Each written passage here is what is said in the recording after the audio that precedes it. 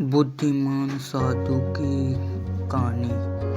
एक बड़ा सा राजमहल था जिसके द्वारा एक साधु आया और वो साधु द्वारपाल से आकर कहने लगा कि अंदर जाकर राजा से कहो कि उनका भाई उनसे मिलने आया है। द्वारपाल सोचने लग गए कि ये साधु के राजा से कौन मिलना आया है जो राजा को अपना भाई बता रहा है। फिर द्वारपाल ने समझा कि क्या पता कोई दूर का रिश्तेदार हो जिसने संन्यास ले लिया हो। द्वारपाल ने अंदर जाकर सूचना दी कि जिसके बाद राजा मुस्कुराने लगे और उन्होंने कहा कि साधु को अंदर भेज दो। साधु ने पूछा, कैसे हो भैया?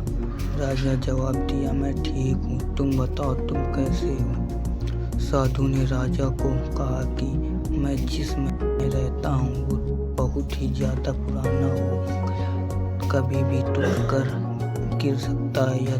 तब कि मेरे 32 नौकर थे, वो भी एक करके चले गए। ये सब सुनकर राजा ने साधु को 10 सोने के सिक्के देने का आदेश दिया, पर साधु ने कहा 10 सोने के सिक्के तो कम है। ये सुनकर राजा ने कहा कि अभी तो इतना ही है, तुम इससे काम चलाओ। इसके बाद साधु वहाँ से चला गया।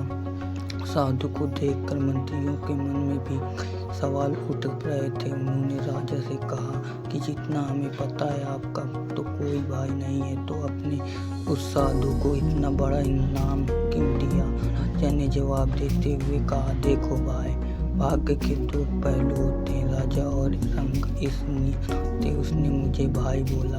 राजा ने समझते हुए कहा कि जर महल से उनका मतलब उसका बूढ़ा शरीर था, 3 नौकर से उसका मतलब 32 दांत थे। समझदार के बहाने से मुझे उलझाना दिया। राजमहल में उसके पैर रखते ही मेरा राजकुमार खुश हो गया, क्योंकि मैं मातू से 10 सोने के सिक्के दे रहा था। मेरे हंसी से उसे सोने से तोल देना है। राजा ने ऐलान किया कि मैं उसके अपना सलाहकार नियुक्त करूंगा। शिक्षा किसी के बाहरी रंग रूप से उसकी बुद्धिमत्ता का अंदाजा नहीं लगाया जा सकता। चैनल को सब्सक्राइब करें।